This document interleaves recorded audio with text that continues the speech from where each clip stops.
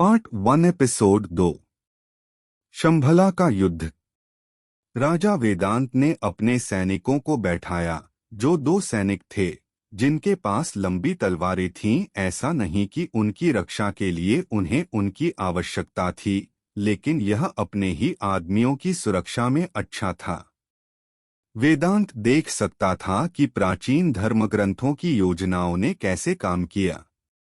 पौराणिक रणनीतिकारों ने इस पद्धति का उपयोग किया और अब वह भी इसका उपयोग कर रहे थे। वेदांत ने खुद से वादा किया कि वह अपने राज्य में लौट आएगा और अपनी बहादुरी के बारे में लंबे समय तक लिखेगा और अन्याय के खिलाफ लड़ेगा। वह काली अपनी बेवकूफी और जातिविहीन प्रकोपों के साथ इलवाटी की भूमि को उजाड़ रही है। उन्हें लगता है कि वे इंद्र के बेटे को नष्ट कर सकते हैं। उन्होंने गर्व से अपने सैनिकों को घोषणा की।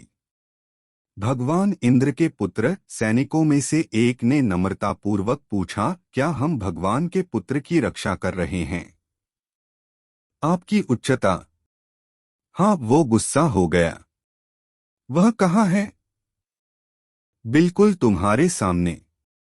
आप भगवान के बेटे हैं। वही सिपाही लहूलुहान हो गया। सचमुच नहीं। जैसा कि भगवान इंद्र आध्यात्मिक रूप से मेरे पिता थे, मैं जिसकी पूजा करता था। अच्छा ठीक है, सिपाही निराश हो गया। अपने जाल को बंद करो और लड़ाई के बारे में चिंता करो, वह बड़बड़ाया। आप जैसे अनपढ़ों से बात करने में कोई फायदा नहीं। सिपाही ने अपनी चुप्पी बनाए रखी। वेदांत ने कुछ भी नोटिस नहीं किया जब तक कि उनका रथ हिल न गया और अंत में रुक। ड्राइवर को कोसते हुए, क्या गलत है, यह देखने के लिए अपने सिर को रथ से बाहर कर दिया। रोका हुआ वेदांत गाड़ी से कूद गया और उसके सैनिकों ने जल्दी से उसका पीछा किया। गलत क्या है? सेना रुक गई है मेरे प्रभु। वह अपने सेनापति के पास गया क्योंकि वह परतों के माध्यम से ठीक से नहीं देख सकता था। क्या पकड़ के साथ है? एहर सेनापति ने अपने घोड़े से जमीन पर छलांग लगाई और वेदांत को जासूसी के लिए सौंप दिया। वेदांत के देखने से पहले उन्होंने बोलते हुए एक बड़ी गांठ निगल ली, काली उचित नहीं खेल रही है। फिर उसने अपनी सेना को रास्ता बनाने का निर्देश दिया और वेदांत को इस बात पर ध्यान दिया कि उनके लिए क्या आ रहा था। वेदांत आगे बढ़ा, यहाँ तक कि उसने स्पाई ग्लास को भी समायोजित किया। उचित मेला बेनाम वह एक खूनी गड़बड़ है कि म्लेच्छल वह अच्छा नहीं है। आप उससे निष्पक्ष खेलने की उम्मीद क्यों करेंगे? हम संख्या में अधिक है। उसके पुरुष वह तब तक जारी रहा जब तक कि उसने स्पाई ग्लास के माध्यम से देखने के लिए उसके सामने डरावनी दृष्टि से विक्षिप्त दृष्टि को देखने के लिए रोक दिया। भगवान इंद्र के नाम पर 7 आकाशों में क्या है? उसके पैर धूल भरे मैदान में जमे हुए थे। वे आपकी उच्चता बैल है। मैं देख सकता हूं। वह जासूसी और अपने सामान्य से दूर देखा। लेकिन क्यों दें? उनके सिर पर आग है। पार्ट 1 एपिसोड 3 काली अपने घोड़े के पास बैठी हुई उल्लासपूर्वक आगे झुक गई क्योंकि उसने देखा कि बड़ी संख्या में बैलों ने विरोधियों की ढालों के खिलाफ तोड़फोड़ की है, लगभग उन्हें क्रैक कर रहा है। ज्यादातर लोग डर के मारे भाग गए, जबकि अन्य ने हमला करने की कोशिश की, लेकिन बैल ने उन्हें अलग कर दिया। वे सभी लड़खड़ाए और अपने जीवन के लिए भागे। यह काम किया था बैल के सिर के चारों ओर लपेटे हुए तेल से सने कपड़े का उपयोग करते हुए। जब कपड़े को आग पर जलाया जाता था तो बैल लाल दिखते थे। काली ने सीटी बजाई और कोको और विकोको उसके दोनों ओर दिखाई दिए। उनके पीछे कुबेरा द्वारा दिए गए पुरुष थे जो सड़े हुए दांत और चिकना बाल थे। यक्ष को ले लो और उन्हें लंबे और उच्चहित करने के लिए स्थिति दें, ठीक बीच में। चूंकि पहली परत टूट गई है, हमारे पास एक सीमित लेकिन दृश्यता का एक बड़ा हिस्सा है, उन्होंने कहा। उन्होंने दोनों को सिर हिलाया। वे पीछे की ओर बढ़ रहे गंदे सुअर जैसे यक्षों के साथ स्पष्ट क्षितिज में आगे बढ़ते हैं।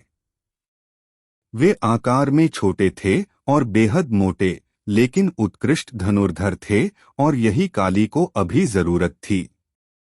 कुबेरा वासुकी और रक्तापा के साथ तंबू से देख रहा था। वह काली के पास चला गया, उसका बाग रेत में फंस गया। जब यह लड़ाई की बात आती है तो मेरे लोग सबसे कुशल नहीं होते हैं, इसलिए आपको पता होना चाहिए कि वे लोग रक्तापा के पुरुष हैं। हाँ, लेकिन उनकी आंखें अच्छी हैं और यही मुझे अभी चाहिए।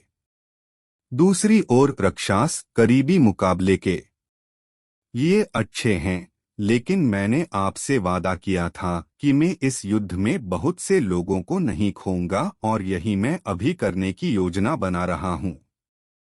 और वह योजना क्या होगी? काली ने कुबेरा में विंक किया। उसके बारे में चिंता मत करो, बस घोड़ों को तैयार हो जाओ। क्या तुम मुझे नहीं पता कि यह योजना भी काम करेगी? मुझ पर विश्वास करो। यक्ष के साथ उनका सेनापति अच्छी तरह से तैनात था। अभी बैल ने वेदांत के सैनिकों को काफी विचलित कर दिया था, जिससे तीरंदाजों को भी परवाह नहीं थी कि उन्हें क्या मारना है। कोको ने पीछे मुड़कर देखा जब उनके बाणों के साथ सभी धनुष आकाश की ओर से टकरा रहे थे। कोकी ने काली को मुखाग्नि दी और काली ने सिर हिलाया। कोको उस क्षण चिल्लाया। तीर आकाश में रेजर की तरह उड़ता था, हवा में स्पंदित और फिर तेजी से नीचे गिरते हुए और वेदांत की सेना को चीरता हुआ। Part 1 episode 4। वेदांत बैल से भाग रहा था क्योंकि वह अपने रथ में छिपने के लिए कूद गया। धनुर्धारियों ने उनमें से कुछ को मार दिया था, लेकिन जानवर इतने उन्माद में थे कि उन्हें निशाना बनाना मुश्किल था। उनकी सख्त खात तलवारों के साथ साथ शेरों से जॉब के लिए प्रतिरक्षा थी। और जब उसने देखा कि उम्र बैल के हमले कम नगे हैं, तो एक और आश्चर्य हुआ। ऊपर से नीचे तीरों की बौछार हुई। उसे उसी अनपढ़ सिपाही ने झटपट चल लिया, क्योंकि बाण उसके बहुत से आदमियों की लगा जो भीतर के घेरे में थे। वह सेनापति के शरीर की से बचाते हुए देख सकता था। उसने आदेशों की दुहाई दी, लेकिन किसी ने पण नहीं रुके, इसलिए उसने अपनी आंखें बंद कर ये रथ के अंदर छिपकर अपने लिए प्रार्थना करते हुए वह अपने आदमियों के पतन को सुन सके, क्योंकि उन्होंने उसका नाम रोया था। जमीन पर हड्डियां उह रही या चारों ओर खून के छींटे, आग, धुएं और ईंट की गंध ने उसे उलझा दिया। उसके चारों ओर हिंसा की भीषण झोंकी उसके बारे में लकड़ी मूर्तियों की याद दिला दी। मेकअप का मानना है कि अपने बचपन में जब वह निर्विकार चारों ओर भगवान और कहर बरपा अदा कर सकता से खेल, आज वह हिंसा से घबरा गया और फिर तीर चला गया था। चुप्पी ने शासन किया। जहां कुछ समय पहले विनाश की आवाजें सुनाई दे रही थीं, वेदांत रथ से चले गए और बाहर अपना रास्ता बना लिया। वह चारों ओर खून से लथपथ देख सकता था, एक दूसरे के ऊपर ढेर हो गए। भला ऐसा कौन सा शैतान करेगा? आंतरिक चक्र से कमांडर दिखाई दिया। आपकी उच्चता, हमें क्या करना चाहिए? हमने भारी संख्या में पुरुषों को खो दिया है। हम अब भी आगे नहीं बढ़ सकते। मैं जानता हूं।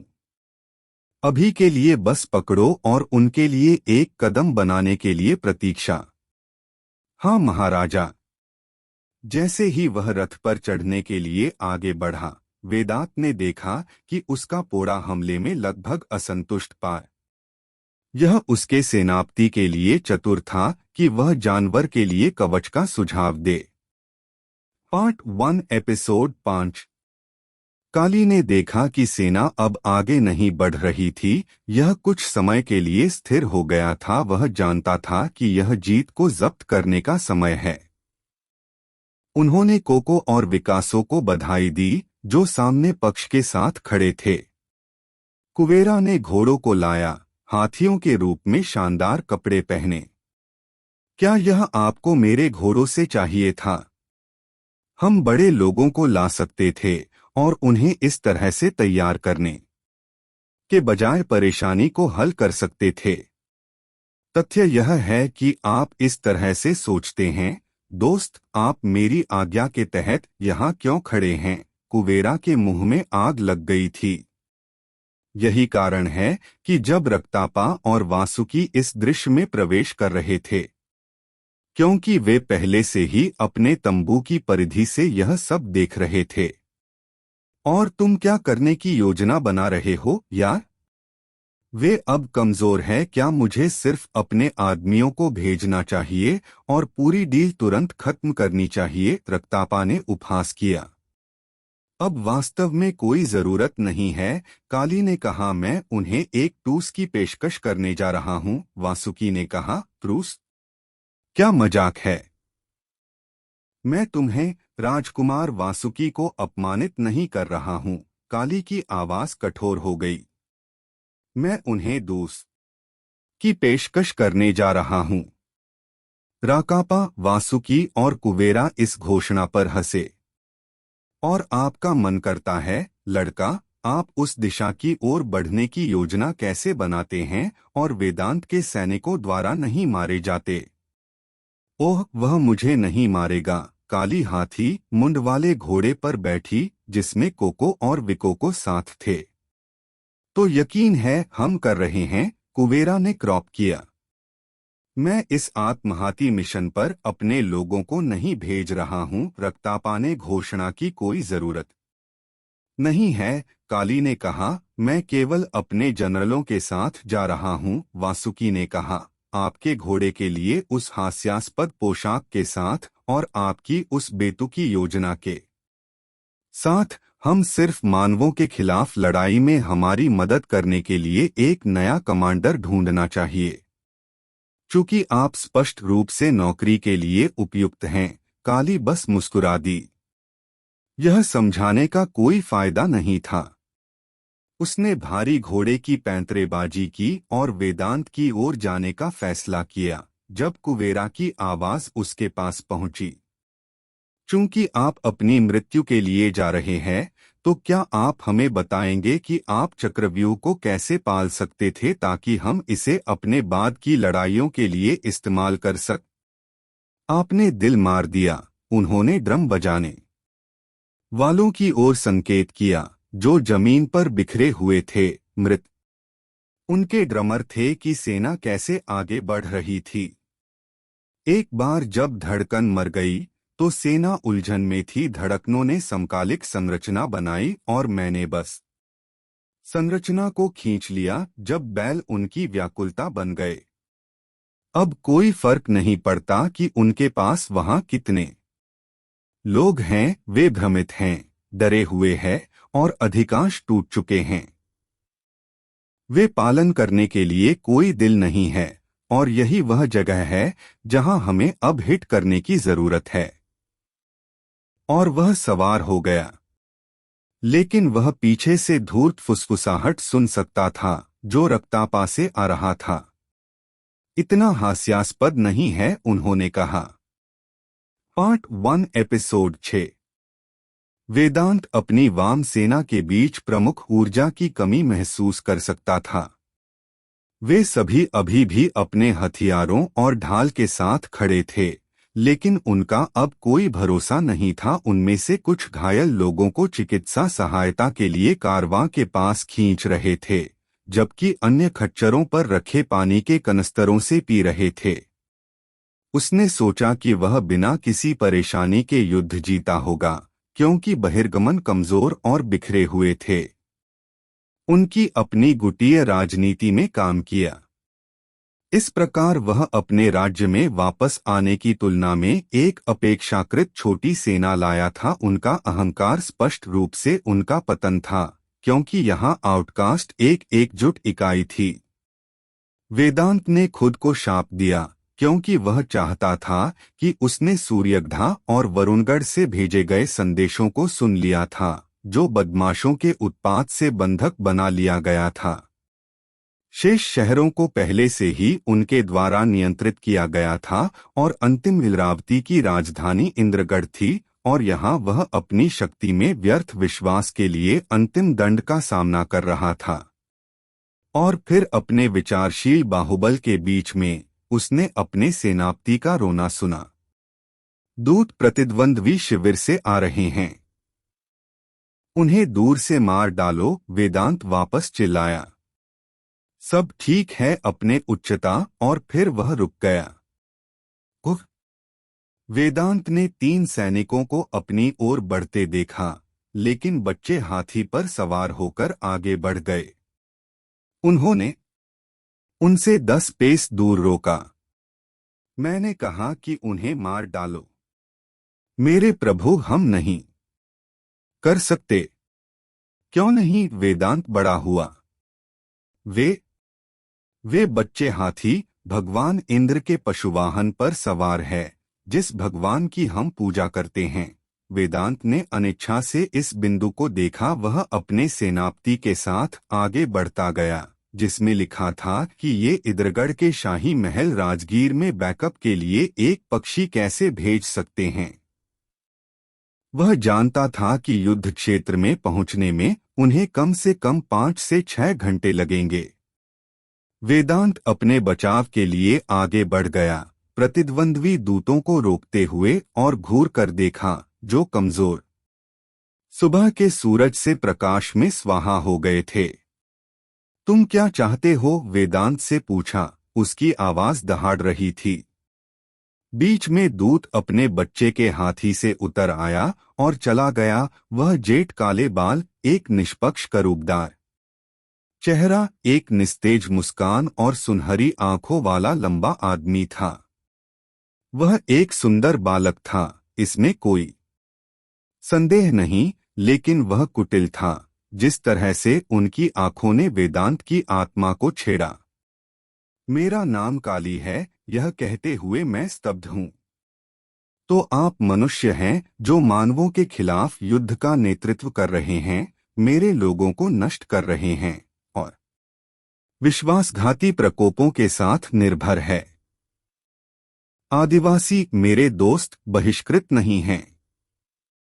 उनके पास समान अधिकार है, और यही वे और मैं लड़ रहे हैं। सैनिकों को अब सुनने के लिए उनकी आवाज बुलंद हो गई। हम दोनों के बीच जबरदस्त युद्ध नहीं हुआ है। हम शांति के साथ आते हैं। और अगर हम शांति नहीं चाहते तो क्या होगा? आप देखिए क्या होगा अगर मैं आपका सिर काटकर वापस भेज दूं। आउटकास्ट का नेतृत्व करने के लिए कोई नहीं के साथ वे पीड़ित होंगे। आप कोशिश कर सकते हैं। उन्होंने मजाक किया। वेदांत ने अपने दांत पीस लिए, क्योंकि उसने अपनी तलवार निकाली और उसे काली की गर्दन के पास पकड़ लिया जब उसकी कलाई को उसके सेनापति ने पकड़ लिया था।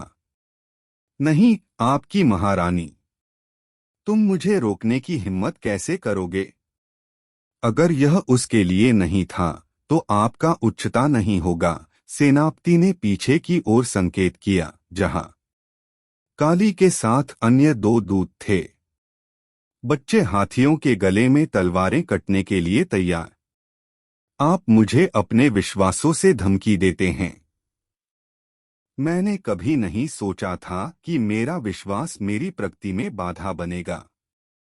काली ने एक मांग अंधेरा बल की तरह वेदांत के चारों ओर घूमना शुरू किया। मैं सिर्फ लाभ उठाने की इच्छा रखता हूं। हम आपके हितों की रक्षा करते हैं और आप हमारी रक्षा करते हैं। चलो निष्पक्ष रहे, हमारे पास आपसे बड़ी सेना है। वह रुक गया। नाक से नाक, वेदांत से इंच भर दूर हमारे पास रक्षा, नागा और यक्ष हैं, जबकि आपके लोग संख्या में कमी कर रहे हैं, निर्जलित, भूखे हैं और चिकित्सा आपूर्ति की तत्काल आवश्यकता है। आप एक और रात के लिए हमारे खिलाफ मौका नहीं देंगे। आपका किला यहाँ से बहुत दूर है। वापस यात्रा करना आपको केवल अधिक खर्च करना होगा। यह है कि अगर हम आप यात्रा करते हैं। वेदांत ने अपने आदमियों को देखा। वे सब आश्वस्त हो गए कि काली क्या कह रही है। उनके पास एक चुंबकीय नरम आवाज थी जिसने वेदांत को पिघला दिया।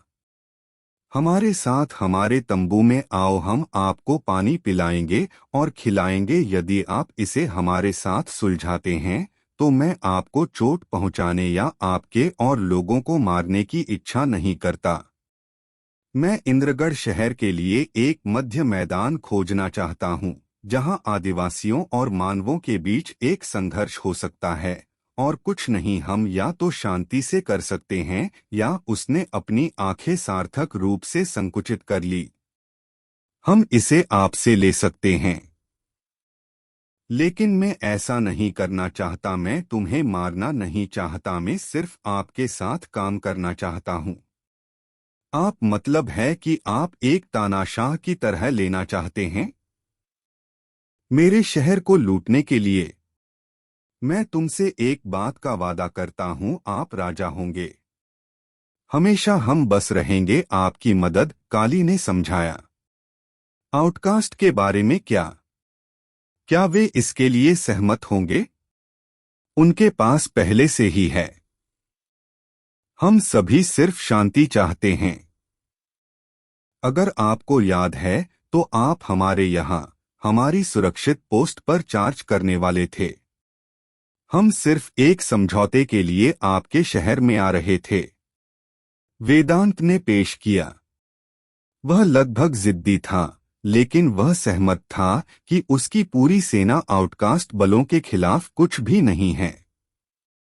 उनकी मृत्यु इल्वात में केंद्रापसारक ताकतों को हटा देगी, लेकिन सम्मान के बिना वापस लौटना भी एक गंभीर मामला था। हालांकि सम्मान केवल जीवित होने की स्थिति में समझ में आता है।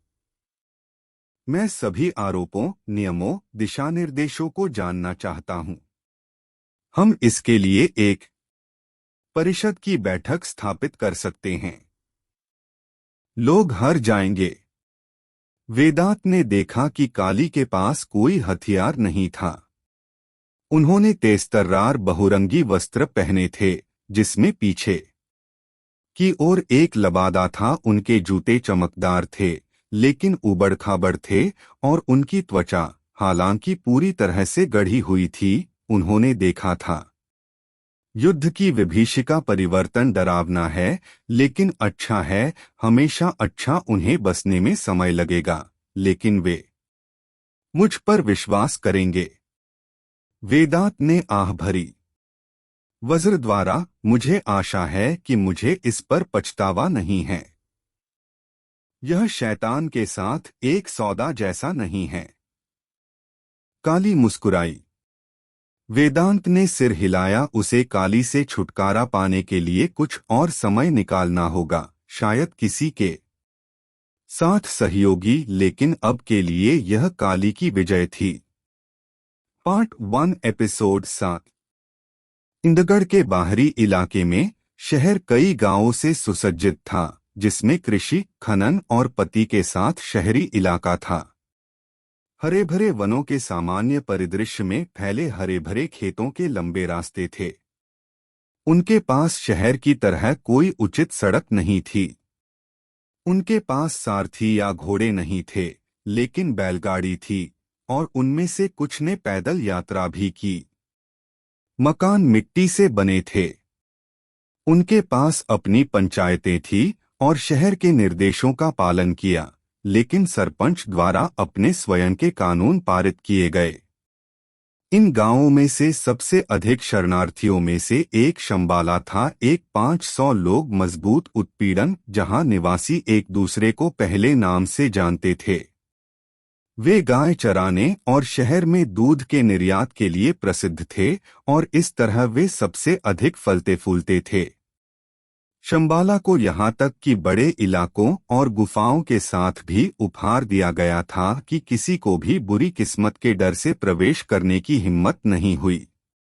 20 फीट से अधिक ऊंचाई वाली मूर्तियां और पेड़ थे। सबसे बड़ा वह स्थान था जहां सरपंच देवदत्त अपने आदमियों के साथ बैठकर निर्णय लेते थे। अर्जन हरि ने सबसे पहले अशुभ समाचारों के बारे में जाना। Indragarh had been taken over. यह गांव की बात थी जब सरपंच देवदत्त ने ग्रामीणों को खुले दिल से स्वागत करने का निर्देश दिया। वे कहते हैं कि राजा वेदांत को निर्वासितों द्वारा हराया गया था। आदिवासी डरावने लोग हैं, क्या वे हमारे साथ आएंगे? ग्रामीणों ने बड़बड़ाया और फुसफुसाते हुए और अफवाहें तेजी से उड़ गई। देवदत्त ने वादा किया कि अगर समझौता हुआ तो ऐसी कोई बात नहीं होगी। हम जानते थे कि वह दिन आएगा जहां हमें नए नेताओं को देखना होगा। मुझे पहली बार खबर मिली है कि वे इंद्रगढ़ के विनाश की तलाश नहीं करते हैं, लेकिन हर किसी के लिए शांति और सद्भाव में रहना चाहते हैं। उन्होंने एक सुनहरे रंग का चर्मपत्र निकाला और कहा, हमें शाही फरमान दिया गया है कि भले ही शहर प्रशासन में बदलाव हो, गांव प्रभावित नहीं होंगे और हमारे बीच संबंध पहले की तरह ही रहेगा, और केवल हम विद्रोह करते हैं, केवल तभी हमें दंडित किया जाएगा। अब चलो आशा करते हैं कि यह उस पर नहीं आता है। यह लोग पहले जैसा ही थोड़ा आए सख्त, लेकिन हाँ, वास्तव में ऐसा ही है। कुछ ने कहा, वहां क्या हो सकता है, जबकि अन्य लोगों ने कहा, यह इलवारती के विकास के लिए अच्छा हो सकता है। अर्जन को आंशिक रूप से सच्चाई का पता था, लेकिन उसने उसके बारे में जो सुना था उससे अन्य शहर ग्रामीणों के विपरीत अर्जन ने सूर्यगढ़ के साथ जो कुछ हुआ था उसके बारे में अफवाहें सुनी थीं। पूरा खजाना लूट लिया गया था, सेना को बदल दिया गया था और राजा सिर्फ एक कठपुतली था। लेकिन सबसे अधिक गांवों को जला दिया गया था और इसके बजाय शहरों को खड़ा किया गया था। उन्होंने विकास की परवाह की, लेकिन गलत अर्थों में। सौहार्द के नाम पर आदिवासी कुछ भी फैलाते हैं, लेकिन वह बैठक छोड़कर अपनी कुटिया में चला गया, जहां उसने अपनी मां सुमती अम्मा के साथ कुछ रोटी और सब्जी बनाई। आपका भाई कहाँ है? बिल्कुल कोई विचार नहीं है। उस लड़की के साथ घूम रहे होंगे। लक्ष्मी? हाँ, मुझे लगता है। आप उसे आज उसके साथ होने के लिए दोषी नहीं ठहरा सकते, क्योंकि वह कई सालों के बाद शहर से आई थी। अर्जन ने हंसते हुए कहा, क्या आपने राजा वेदांत के बारे में सुना है? हाँ, और मुझे आशा है कि यह हमें प्रभावित नहीं करेगा। अर्जन ने आश्वासन दिया कि वह नहीं जानता कि वह उससे झूठ बोल रहा है। उन्होंने कहा, मुझे उम्मीद है कि हमें अपनी नौकरियां मिलती रहेंगी, क्योंकि हमने इस पर बहुत काम किया है। आप वास्तव में आदिवासियों पर विश्वास नहीं कर सकते, वे सिर्फ विनाश और करने में सक्षम हैं। मौत? कोई भी हमसे चोरी नहीं करेगा। वह रुकी और अपने शब्दों की रचना की, नहीं, जब मेरे घर में एक बहादुर योद्धा होगा। आपका मतलब कल्कि से है? चुप नहीं आप, वह हंसी। अर्जन ने चुटकी ली। आपके दयालु शब्द के लिए धन्यवाद। अर्जन अपने पैरों के साथ लकड़ी के कटोरे के साथ आया, सिंक में जा रहा था और इसे साफ करने के लिए जग से थोड़ा पानी डाल रहा था। कल्कि हमेशा से अधिक जोयल और कैजुअल बेटा था, जबकि अर्जन भरोसेमंद था। यह आश्चर्यचकित था कि कैसे कल्कि की तुलना में अर्जुन पहले परिपक्व हो गए, क्योंकि अर्जुन उनसे 8 वर्ष छोटा था। क्या आप काम के लिए जा रहे हैं? सुमति अम्मा ने पूछा। हाँ, और उसने धुले हुए कटोरे को किनारे रख दिया। सेटिंग आसमान ने झिलमिलाती नारंगी किरणों के साथ दृश्यों को दिया, क्योंकि अर्जुन पास्टुरलैंड में चला गया, जहां उनके पिता विष्णुनाथ काम कर रहे थे। उसने हाथ हिलाया। उसके पिता ने उसकी ओर देखा। भरते हुए, तुम देरी से आए हो। अपने पिता के दूध को वापस गोदाम में ले जाने का निर्देश देने के बाद उनके पिता उनके पास गए।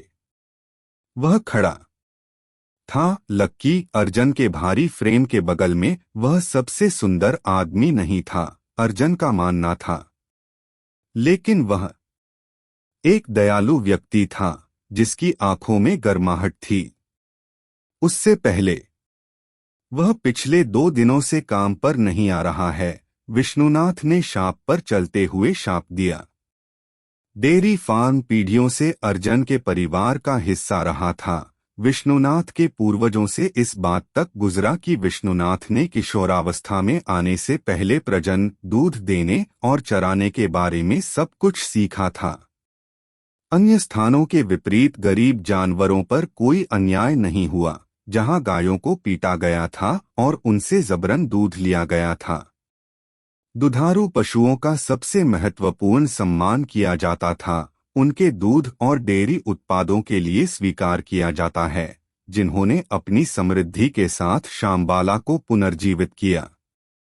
अर्जुन को इस तथ्य पर गर्व था, हालांकि उसने यह सब एक थकावट और उबाऊ पाया। यह मजेदार नहीं था। गायों और दूध देने वाला उनके जैसे युवा बालक के लिए सबसे दिलचस्प बात नहीं है। उसने दिन के लिए काम करना शुरू कर दिया, यह सोचकर कि उसका बड़ा लापरवाह भाई अब क्या कर रहा है। और फिर मैदान के सबसे दूर तक फैला हुआ उसने घुड़सवारों के सिलहूट देखे, जिनकी तलवारें और हवा में शेर उच्च थे। वे खेत की ओर जा रहे थे। Part 1 episode 8। लक्ष्मी अपने माता पिता के कपड़े नदी के पास धो रही थीं। उसे इंद्रगढ़ से लौटने से नफरत थी, चूंकि उसने गणित, खगोल विज्ञान के बारे में बहुत कुछ सीखा था और शिक्षा के लिए अपनी चाची के संरक्षण में थी, लेकिन शहर में हाल के बदलावों के कारण उसे यहाँ लौटने का निर्देश दिया गया था। आदिवासी परिदृश्य और उसकी चाची को बदल रहे थे। शहर के न्यायिक और पुस्तकालय विभागों में होने के नाते लक्ष्मी को छोड़ने के लिए कहा था, क्योंकि यह कार्रवाई का एकमात्र बुद्धिमान पाठ्यक्रम था के रूप में वह छोड़ दिया था। वह एक छोटे से देखा था और यह बहुत आश्चर्य की बात नहीं थी, क्योंकि वास्तव में कुछ भी नहीं बदला था। समय लगेगा शायद, लेकिन आदिवासियों को शामिल करने और वेदांत द्वारा नुकसान ने लोगों को प्रभावित नहीं किया था। जरूर शास्त्रियों ने उपद्रव किया, अफवाहें मोटी हुई, लेकिन कुछ भी कठोर नहीं हुआ। विद्रोह का संकेत नहीं हुआ और हर कोई अपना काम करता रहा। यहाँ तक कि कुछ लोग पलायन कर गए, क्योंकि वह बहुत सारे कारवां और गाड़ियां छोड़ती हुई दिखीं। उन्होंने शायद यह डर से किया कि कुछ होगा, लेकिन लक्ष्मी निश्चित थी कि आदिवासी अच्छी खबर थे। उन्हें समान अधिकार और जिम्मेदारियां दी जानी चाहिए। अब यहाँ वह सो रही थी, नींद और पिछड़े हैमलेट में एक संपूर्ण उपकरण की तरह महसूस कर रही थी। वह भयंकर और साफ पानी में कपड़े नहीं धोना चाहती थी। हालांकि नदी पिछली बार की तुलना में अधिक गहरी थी और यह अभी भी नहीं दिख रही थी। यह वास्तव में था तेजी से सरगर्मी। उसने अपनी आंखें सिकोड़ लीं, सोच रही थी कि क्या वह सही नदी पर आई थी कि उसकी मां ने उसे इसके बारे में निर्देश दिया था, या यह पहाड़ियों के करीब था। नदी की शांत सतह उस समय चकनाचूर हो गई जब एक मगरमच्छ अचानक प्रकट हुआ और उसने धुले हुए कपड़े पकड़ लिए। उसने खुद को वापस खींच लिया, लगभग लड़खड़ाते हुए। गलत वाला, गलत वाला। मगरमच्छ शातिर रूप से उसके कपड़ों के माध्यम से थक गया और वह उसके लिए नदी से बाहर आ रहा था। उसने अपनी कुर्ती का एक सिरा पकड़ा जबकि मगरमच्छ ने दूसरे सिरे को पकड़ लिया। वे उस पर तंज कसने लगे। छोड़ना, आप गंदे प्राणी। मगरमच्छ जबरदस्त था क्योंकि उसने लक्ष्मी को आगे कर दिया। उसका शरीर प्राणी की ओर बह रहा था और उसे अपने पैरों की अनैच्छिक हानि महसूस हुई। और फिर मजबूत हाथ थे जिन्होंने उसकी कोहनी को पकड़ा और उसे वापस खींच लिया। छायादार आकृति आगे की ओर झुकी हुई थी और सचमुच पेट में मगरमच्छ को लात मार रही थी। यह एक छप के साथ वापस गिर गया। फिर यह आकृति उसके चारों और तब तक लुढ़की रही जब तक वे दोनों पानी की सतह के नीचे बिखर नहीं गए। क्या तुम ठीक हो? यह कौन है? क्या तुम ठीक हो? पानी उखड़ गया और हाथ और एक मगरमच्छ की पूंछ ऊपर की ओर बढ़ गई। लक्ष्मी का दिल उसके मुंह पर आ गया क्योंकि उसे उम्मीद थी कि उसका उद्धारकर्ता उसे बचाने की कोशिश नहीं करेगा। उसने थोड़ी देर नदी को देखा, लेकिन पानी अब भी था। और फिर पानी उसके कपड़ों पर फूट पड़ा क्योंकि पानी से आकृति उभर कर आई उसके बचपन की दोस्त कल्की के अलावा और कोई नहीं। वह लंबे लहराते बालों के साथ पहले से अधिक बड़े बड़े और थोकदार थे और भगवान शिव की प्रार्थना की माला उनके बाइसेप्स के चारों ओर बंधी थी। मगरमच्छ के साथ उनकी लड़ाई से उनके खून से सराबोर उनके पेट में दर्द हुआ, लेकिन उनकी बचकानी मुस्कान ने कुछ नहीं दिया। उसके मन से चिंतित होकर लक्ष्मी उसके पास आई, लेकिन कल्की ने उसे कसकर गले लगा लिया। उसने पीछे खींच लिया और बस मुस्कुरा दिया। आप हमेशा खतरे का सामना कर रहे हैं, बेवकूफा। उसने उसके सिर पर प्रहार किया। आए, और तुम हमेशा मुझे बचाने के लिए पीछा करते हो, लक्ष्मी ने कहा। और तुमने बस क्या तुमने सिर्फ एक मगरमच्छ को मार दिया? ओह, वास्तव में नहीं मारा गया, लेकिन उसे डरा दिया। उसने उसे रोका क्योंकि वह उसे प्यार से देखती थी। आपने मुझे सूचित क्यों नहीं किया कि आप आ रहे थे? क्योंकि यह अचानक था और इससे पहले कि आप मुझसे कुछ और पूछें, मैं कल ही शामबाला आया था और माँ ने मुझे यह सब बेवकूफ़ी भरा काम दिया, उसने कहा। पहले से कल्की ने उस पेड़ पर से अपना कुर्ता पकड़ लिया जिस पर उसने उसे मारा था। उन्होंने कुर्ता पहन लिया जैसा कि उन्होंने कहा। आपने क्या उम्मीद की थी? सिर्फ इसलिए कि आप शहर में रहते हैं, इसका मतलब यह नहीं है कि आप उनमें से एक है। लक्ष्मी फफक पड़ी। मुझे गए 2 साल हो गए हैं और तुमको देखो, आप बहुत बदल गए हैं। 2 साल एक लंबा समय है, क्योंकि मेरे सबसे अच्छे दोस्त ने केवल मुझे 2 महीने में एक बार पत्र भेजने की परवाह की है। कभी कभी वह भी नहीं। मैं अध्ययन में व्यस्त था और आप स्पष्ट रूप से अपनी काया बनाने में व्यस्त थे। भारी काम करने के लिए गांव के आसपास अजीबोगरीब काम करना पसंद है। अतिरिक्त सिक्के उठाना और अर्जित करना। इसलिए मेरे पिता और माँ को मत बताना। उसने अपने बाइसेप्स को फ्लेक्स किया। मुझे पता है कि मैं अच्छा दिखता है, प्यार करता हूँ। अब घूरना बंद करो, यह डरावना है। ओह प्लीज, इंद्रगढ़ में बहुत सारे सुंदर पुरुष हैं, खासकर आपको देखना चाहिए। उसने बात करना जारी रखा। हमले से उसके चेहरे पर एक बड़ी झुर्री हुई थी और इसने उसके कपड़ों को नष्ट कर दिया था। सैनिकों को देखें, वे बहुत खूबसूरत हैं।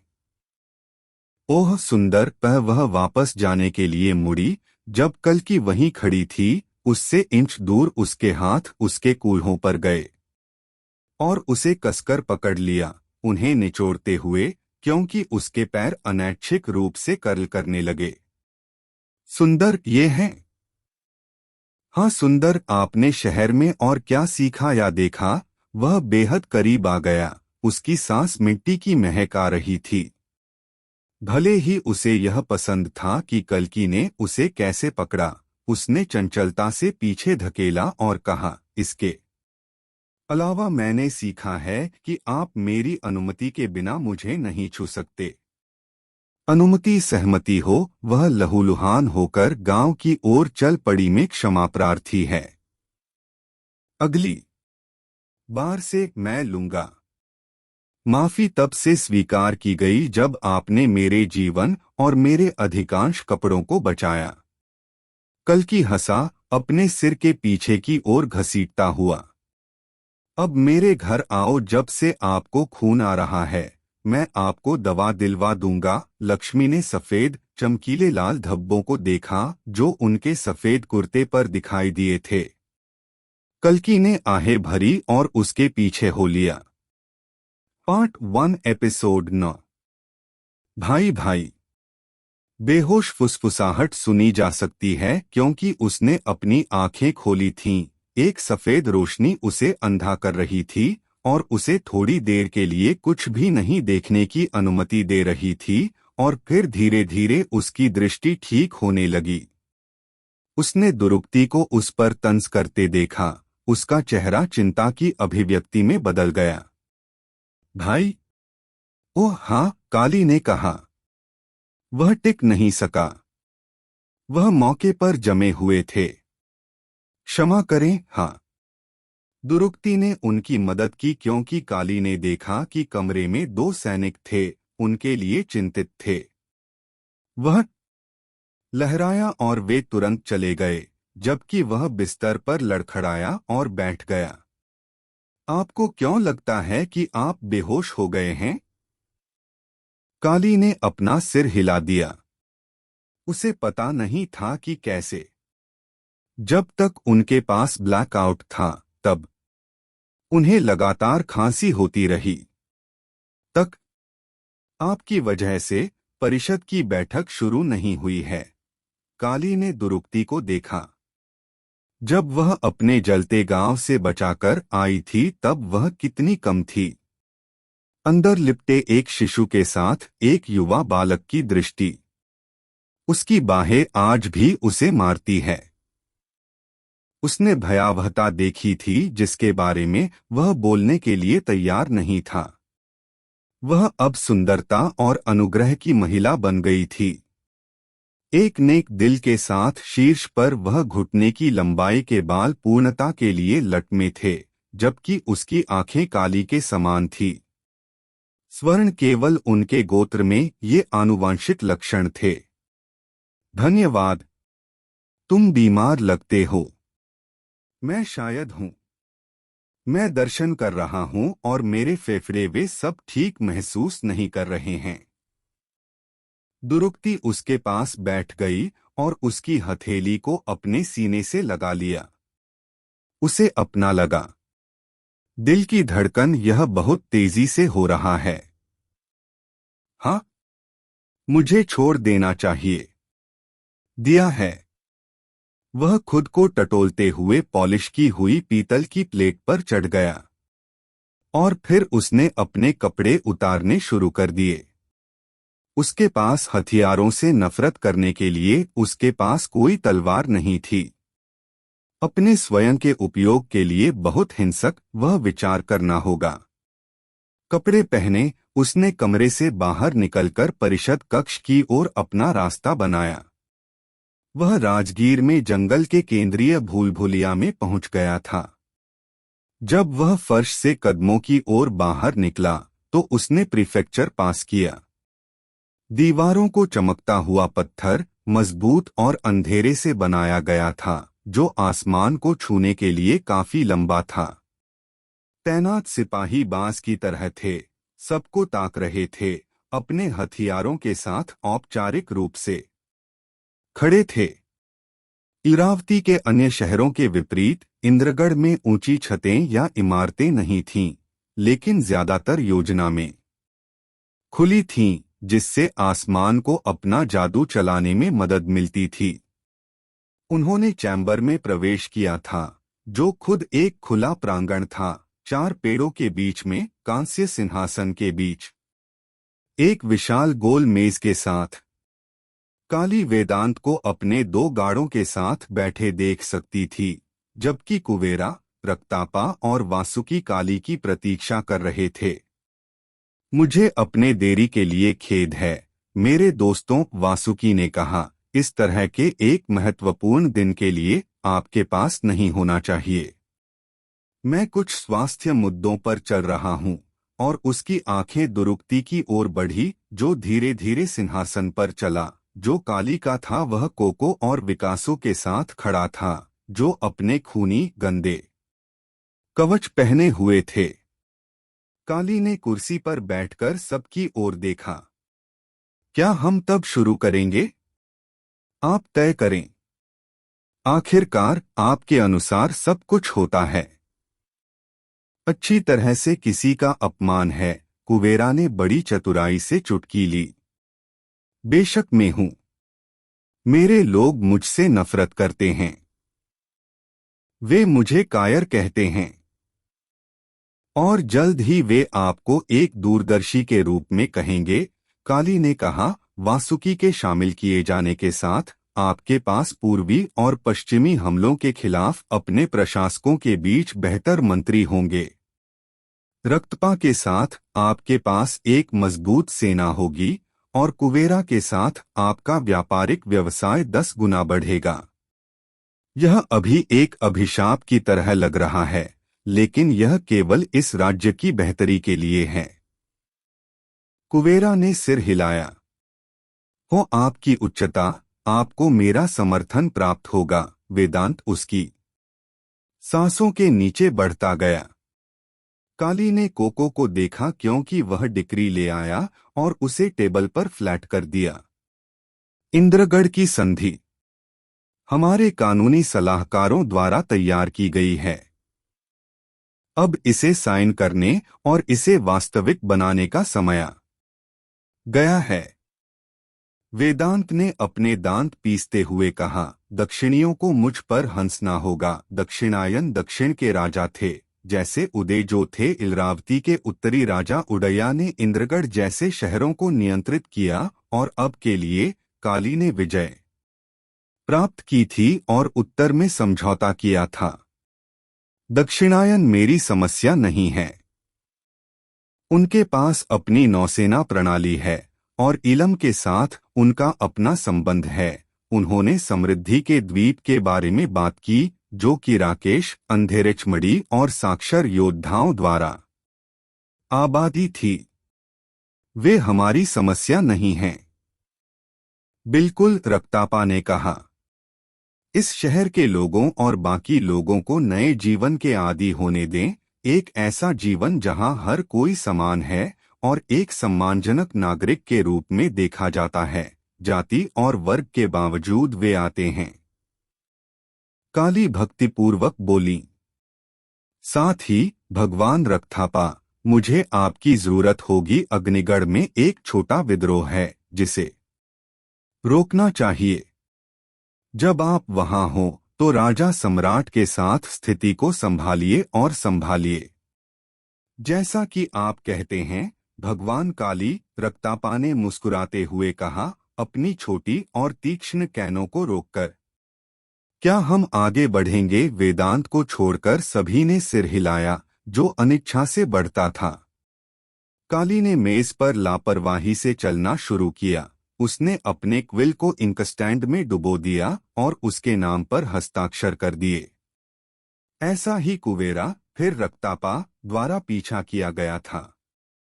वासुकी और अंत में कठोर वेदांत द्वारा। एक बार जब यह हो गया, तो काली ने कोको को कागज सौंप दिया और उसे तिजोरी में रखने के लिए कहा। अब तक योजना यह है कि हमारे पास नए किले बनाए जाएंगे। इसलिए हमें अपने निपटान में राजा वेदांत के मजदूरों की आवश्यकता होगी। कुबेरा गली के बाजारों को संभालेगी, जिसके लिए कुबेरा ने विनम्रतापूर्वक सिर हिलाया। थिएटर विविध गतिविधियों और सेनाओं को वासुकी के पुरुषों द्वारा नियंत्रित किया जाएगा। तक्षक को राज्य की व्यक्तिगत सेना के बारे में बताएं। मेरे कमांडरों के बारे में क्या? मानव राजा ने पूछा, अचरज हुआ। निष्पक्ष होने के लिए राजा वेदांत, हमें नहीं लगता कि वे पर्याप्त सक्षम हैं। वेदांत ने आंखें मूंद लीं। गांवों के बारे में क्या? क्या हम करों को बुला रहे हैं? चूंकि खजाना लगभग बुझ गया है और परिवहन भरने में समस्याओं के कारण कोषागार को भरने के लिए कुबेरा के वादे में देरी हुई है, हमें कराधान के साथ कम से कम अस्थायी रूप से जारी रखना चाहिए। किसान इंद्रगढ़ की आधारशिला है। वेदांत ने विरोध किया, किसी भी अतिरिक्त कर के साथ वे बहुत बोझ से दबे हुए होंगे। काली ने कठोर नेत्र से उसकी ओर देखा। आपकी उच्चता, मुझे वास्तव में परवाह नहीं है। हमें इस शहर को बनाए रखने के लिए धन की आवश्यकता है, खासकर अगर हम अपने लिए सशस्त्र किले बना रहे हैं। वह सही है, कुबेरा शुरू हुआ, लेकिन कौन भाग्यशाली व्यक्ति होगा जो इसे संभाल सकता है? आप नहीं, वासुकी मुस्कुराया। कुबेरा ने एक भी को सुधा काली को पता था कि इन दो जनजातियों के बीच थोड़ी तीखी है, लेकिन उन्होंने इसे समय पर और रणनीतिक घोषणा के साथ बदल दिया। मेरी बहन दुरुक्ति इन मामलों में सक्षम है। वह जरूरत पड़ने पर लागू कर सकती है। फिर मैं क्या करूंगा? स्पंदन वेदांत। काली ने मेज पर बिखरे पन्नों को देखा, उसने एक को बाहर निकाला। आपके पास सबसे महत्वपूर्ण काम है। आप अपने रथ और पुरुषों के साथ शहर के चारों ओर यात्रा करेंगे और कहानी को बताएंगे कि हमारे साथ एक समझौता करना कितना अच्छा था और इंद्रगढ़ अविकसितता से उठेगा, जो इतने लंबे समय से पीड़ित था। आपका मतलब है कि मुझे झूठ बोलना चाहिए? यह देखने का एक तरीका है और दूसरा तरीका यह है कि आप लोगों में उम्मीद पैदा कर रहे हैं कि आप हमारे द्वारा पराजित नहीं हुए, जो आप स्पष्ट रूप से थे, लेकिन आप थे। हमारे साथ काम किया क्योंकि आपने उन्हें अपने से पहले देखा था। आपको यह दिखाने की आवश्यकता है कि आप अभी भी उनके राजा हैं। आपने भविष्य देखा। आप चाहते थे कि मैं आपसे नफरत न करूं तुम्हारे साथ, वहां उन्हें एक अच्छी बात का वादा करते हुए, यही मैं तुम्हें दे रहा हूं। वेदांत गुस्से से भर रहा था और उसकी आंखों से खून निकल आया था, लेकिन उसने कुछ नहीं कहा।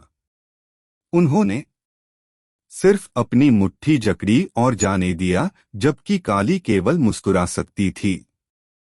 मैं और अधिक उचित कैसे हो सकता हूं?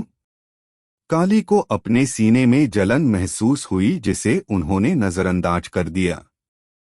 उन्होंने काउंसिल की बैठक को समाप्त करते हुए एक मुस्कुराहट के साथ संघर्ष किया। मैं राजगीर में एक दावत का आयोजन करूंगा और शहरवासियों के लिए बाहर एक दावत, प्रति व्यक्ति एक चांदी के सिक्के की मामूली कीमत पर। यह अच्छा होगा। वह रुक गया क्योंकि सीने में जलन बढ़ने लगी थी। हमारे आगे के उज्ज्वल भविष्य को दर्शाने के लिए।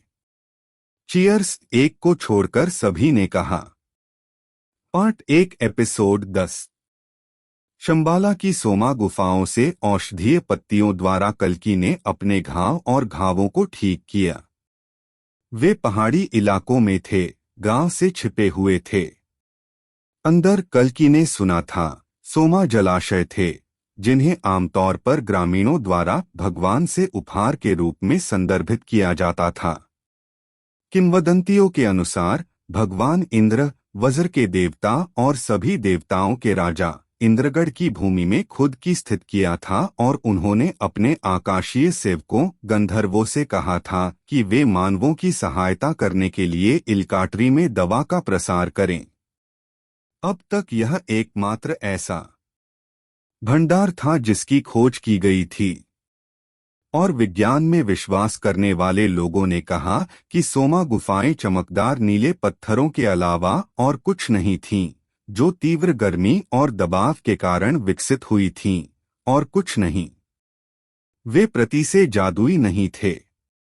लोगों ने पत्थर से रस निकालने की कोशिश की थी, लेकिन कई असफल रहे थे। जो लोग सफल थे वे अमर हो गए थे या पागल हो गए थे, इसलिए कहानियों ने कहा। लेकिन अब के लिए एक गुफा के रूप में गुफाओं को बंद कर दिया था क्योंकि मार्ग अवरुद्ध करने के लिए बोल्डर थे। लेकिन ग्रामीणों ने अभी भी इलाके के बाहरी इलाके में पाई जाने वाली जड़ी बूटियों का इस्तेमाल किया है। सोमा गुफाएं या लोकप्रिय रूप से इंद्रवन के रूप में जाना जाता है, पूजा के लिए सबसे पवित्र स्थान भी था जैसा कि यह था। माना जाता है कि अंतिम स्थान पर भगवान इंद्र स्वर्ग में रहने से पहले तक रहे थे। त्योहारों के दिनों में गुफाएं बहुत पवित्र, भयावह और उसी समय भव्य हो गई थीं। मुझे अभी भी विश्वास नहीं है कि आप इन सभी जानवरों को अपने नंगे हाथों से लड़ने में सक्षम हैं, लक्ष्मी ने खुद से कहा, क्योंकि उसने धीरे धीरे अपने घावों पर पत्ती के पेस्ट की मालिश की। कल्कि ने अपनी शक्तियों के बारे में तब जाना था जब वह 9 साल की थी और वह एक जहरीले सांप को पकड़कर उसे तब तक निचोड़ने में सक्षम थी जब तक कि वह दम तोड़ नहीं देता। उसने जान लिया था कि वह अन्य लड़कों की तरह नहीं है। उसके पास अकल्पनीय रूप से महान शक्तियां थीं। उसकी त्वचा घावों के लिए अभेद्य नहीं थी, लेकिन उसकी ताकत थी। उसके पास शहर के सैनिकों से अधिक शक्तियां थीं, रक्षा की तरह। लगभग उल्लेखनीय, उसने कल्पना की, लेकिन कल्कि का दंभ खत्म हो गया, खासकर जब उनके पिता विष्णुनाथ ने उन्हें बैठाया था और उन्हें बताया था कि वह ऐसा क्यों है। कुछ महान पैदा होते हैं और कुछ महानता को गले लगाते हैं। तुम दोनों हो। बुद्धिमानी से इसका उपयोग करें, लेकिन इसे किसी के सामने प्रकट न करें, क्योंकि कई लोग आपकी शक्ति को नहीं समझेंगे और आपकी क्षमता से हार जाएंगे। लेकिन मैं ऐसा क्यों हूं?